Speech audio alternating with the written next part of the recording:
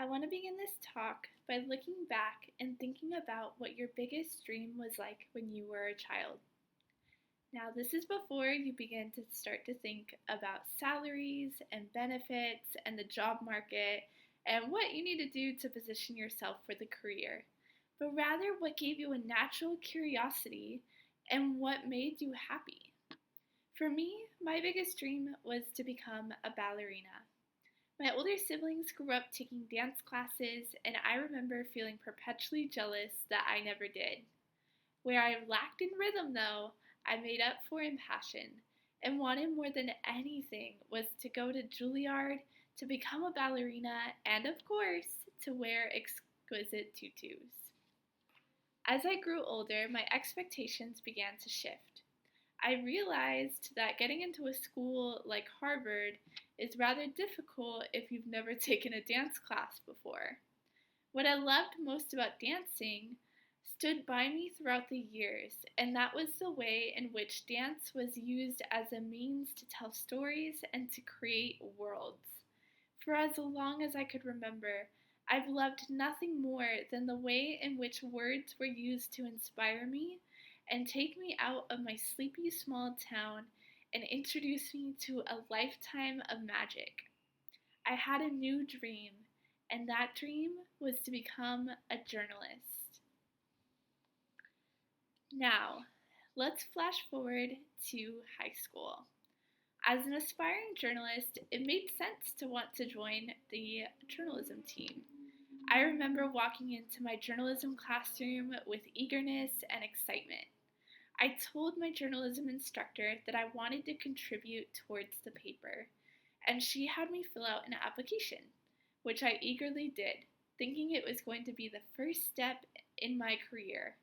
When I would one day go and accept a Pulitzer Prize, I would be able to cite my journey at my high school as the stepping stone. I would one day donate to the school paper from my book proceeds. I could see my whole future beginning with a single yes, and I wanted it more than anything. So, you could then imagine my complete shock when I was told no.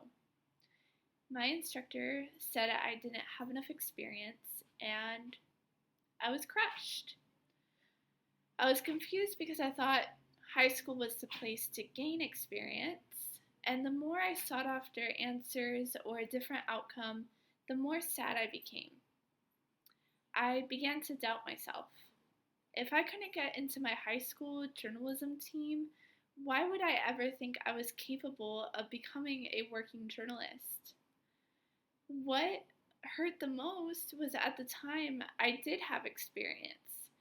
I was writing for the Huffington Post teen, creating my own content, and working on my first book. But for some reason, it wasn't enough.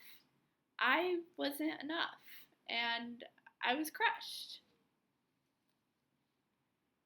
Now, some of the greatest leaders throughout history were known not just for what got them into the role, but how they responded in times of great challenges.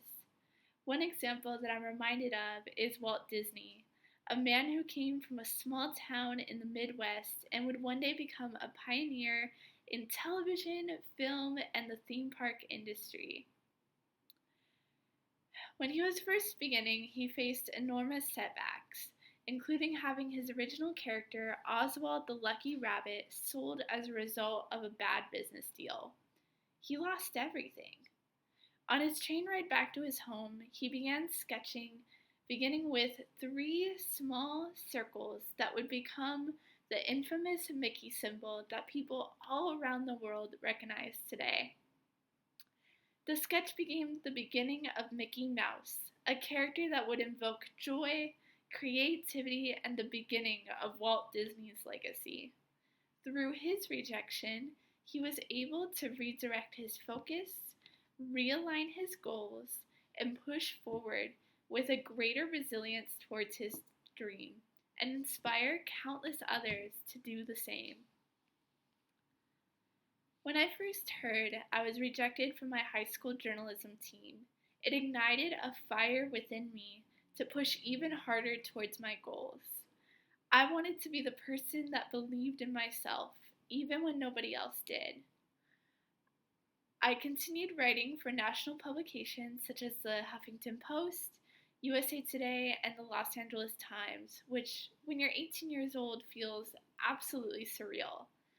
I got to hear so many incredible, life changing stories, from celebrities gracing the red carpet at the American Music Awards to HIV and AIDS survivors at the Academy Awards viewing parties, to even the stories of residents in my hometown who I passed by every day and never knew the amount of depth that each person held. By the time I graduated, I was in the top 10% of my class, published my first book, and was set to pursue a journalism internship in London during the summer. I spent so much time searching for validation in other people, but I found freedom in chasing and pursuing my goals regardless.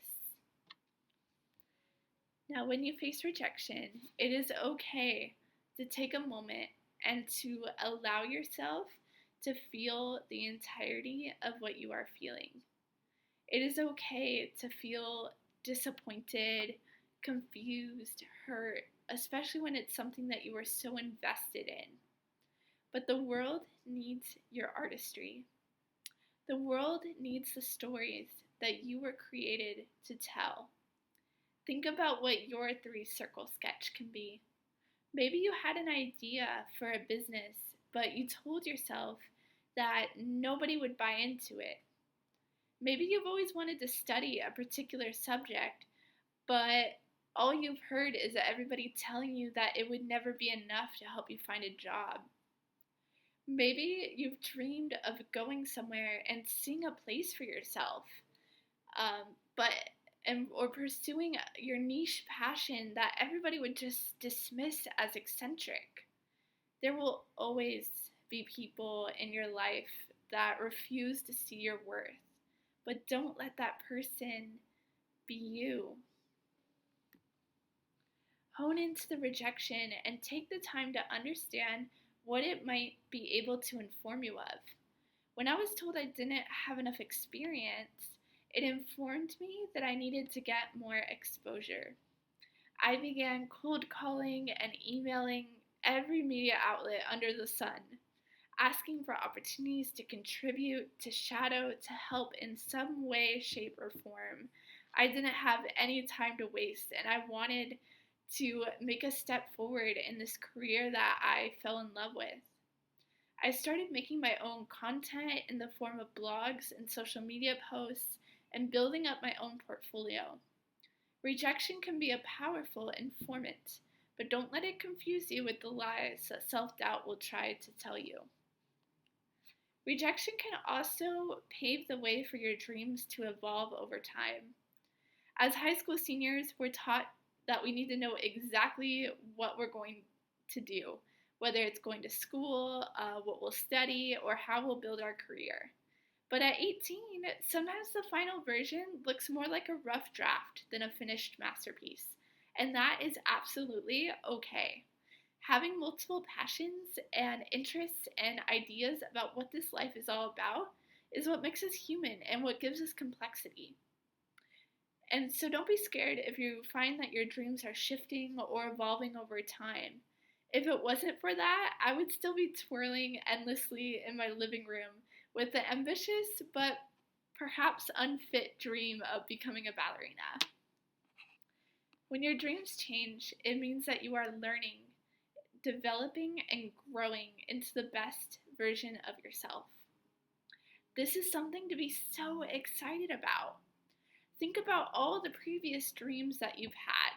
Maybe try writing them down and see if there's any interconnected values that transcend the industries that you're interested in. For example, although at one point my dream was to become a dancer, I realized that the main reason was because I loved the idea of building worlds and storytelling through movement.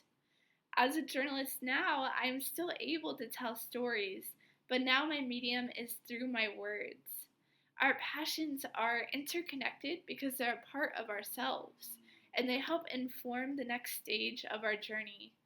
It is not wasted time if you find that your dreams change. It means that you are really growing and getting to know yourself. It's now 5 years since I walked across my graduation stage and said goodbye to Norco High School. When I think about my twists and turns, rejections and obstacles, but most of all, the fire that was ignited in me 5 years ago continues to burn brightly and guide my next step today. Go out there and show the world all the amazing things that make you, you. And know that there is no greater fire than the one burning inside yourself to make a change and to live your dream. Thank you all so much.